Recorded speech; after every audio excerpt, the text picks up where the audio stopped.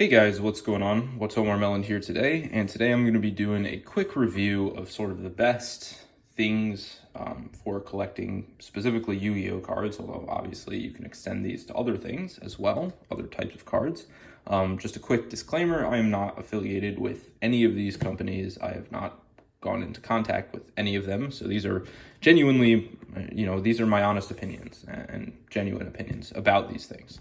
I try to link all the stuff, if I could find eBay listings, just because it's the most international site that I use. I put those links in the description below. However, I'm not the one selling these things, so these listings can, expire, or they can run out of stock and be relisted with a different listing.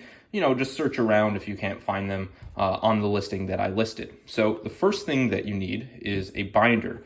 And for the binder, we're going to be going with the Dragon Shield Codex. This is a standard size one. There's an XL, which can hold 16 pocket pages. This holds 9 pocket pages, or 18, depending on if you count both sides. The reason I like this is because it zips up nicely on the outside to prevent dust from getting in. Additionally, I really like 3 rings. The important thing about a 3 ring is that you always need a D-trap. An O-ring can pin card pages, and specifically cards within those pages underneath the O-ring. As you can imagine, if I put some of these pages to one side, you can see that if you imagine there were a bunch of pages stacked up on this side, this ring could press underneath them and indent the cards and damage them, which is something that frequently happens, and people always are afraid of 3 rings. That will only happen if you are not using a D-ring binder. So this is in fact safe for your cards. The main reason I like 3 rings is because you can just take pages out. Say they get dirty. I wash my hands typically before I handle my binders. But there's always going to be some amount of oil on your hands. That's just, how humans work. And so your pages are going to get dirty over time. And so it's nice to be able to replace them. Additionally, it allows you to organize your stuff better if you have these pages. One thing to note, and the biggest downside of this binder, is that, one, it doesn't lay flat. As you can see, there is a slight curve to it. And then the second one is that it's quite expensive, and the pages that I'm using inside are glossy or clear fronted pages. It makes for, say I put a card inside of them.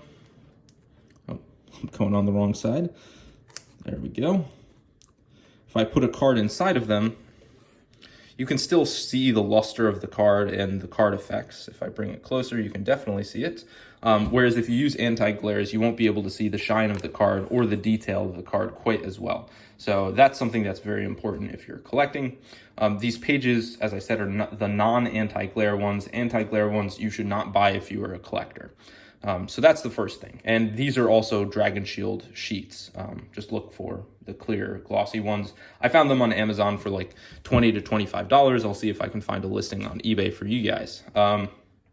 Okay, the next thing are the card sleeves. Sleeves are also very important to protect your cards, obviously. So here is just an Obelisk the Tormentor. It is inside of, again, Dragon Shield is probably the best. This is a Japanese size card sleeve. What I typically do is I use 2 sleeves per card.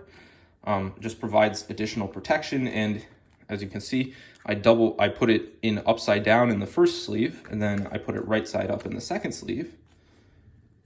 These are both Dragon Shield sleeves, and clear fronted, not anti-glare, so that you can see the card very nicely inside of it. And the thing is, now dust can't get inside the original sleeve because it is pressed up against the bottom of this sleeve. So the opening of the larger sleeve is on the top, and then the opening of the smaller sleeve is on the bottom. And this prevents dust from getting inside.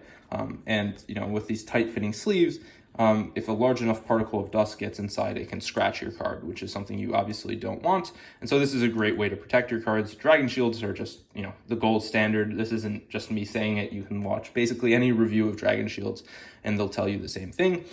Again, as with the binder and the sheets, so far everything's been Dragon Shield. It's just very expensive. Like, these sleeves cost more than most sleeves you'll find. A cheaper alternative that I often use are just basic Konami sleeves for Yu-Gi-Oh cards. So here is a Konami Egyptian God one. And the advantage of these is, while, you know, they're much flimsier and not quite as thick, they still are ultra clear on the front, and the card fits nicely inside of them. They also have a nice black backdrop. These are the Egyptian God ones that just came out. You're probably going to have to go after whatever the most recent one is, because oftentimes people don't pre-order huge amounts of these things, and they're not constantly being produced. So whatever the newest release is, or the newest couple of releases is, you know, that's the design that's probably going to be the cheapest. If you buy these things in bulk, typically that's much cheaper than it is to buy like a single package of these things. Whereas with Dragon Shield, that tends to be less the case because they're already pretty expensive. So that's, you know, another good alternative. As I said, these are thinner, which actually helps out where if you put double sleeved Dragon Shield, the card double sleeved in Dragon Shields inside of a normal binder, sometimes it's too thick, and so you can't put it on both sides. You can almost never put it on both sides. It can stretch out the binder. Some binders won't fit all the cards because it's just too thick. So that's something you have to keep in mind. So sometimes these are actually better for certain cheaper binders. So that's something to note. So those are your sleeves and the binder. And then for graded cards, which is another thing that, you know, has really rose in popularity, I like these Collect 3D prints. This is just a nice case. This is a Slifer the Sky Dragon. So if you look at it, and this is SGC, I also have PSA ones as well. So I use whites for PSA and then black for SGC because it has the tuxedo. So these are Collect 3D prints.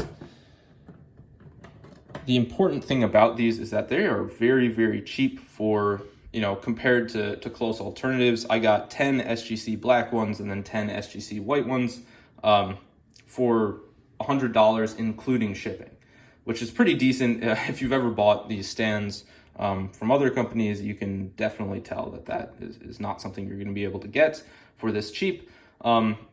I believe Collect 3D Prints, which is the company that makes these, is kind of like a side hustle done by a single guy who has a 3D printer. So it's not a huge company, and they're not going to be able to produce like huge quantities of these things. But also, I don't know if they ship internationally, but this is what I would recommend. You know, it came out to about $5 for each one of these protectors / displays. And if I stand it up like so, it's elevated at a certain angle, and I'll take this right here. I'll show you kind of what my display of cards looks like with these things.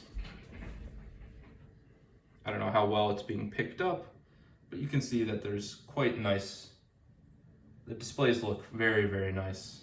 When you put them back there, you can get some texture from good light, and it just generally looks pretty nice, and they're pretty cheap. So if you guys do enjoy, those are my recommendations. If you have any other questions, let me know. But it's been your boy Watomormelon, and peace out.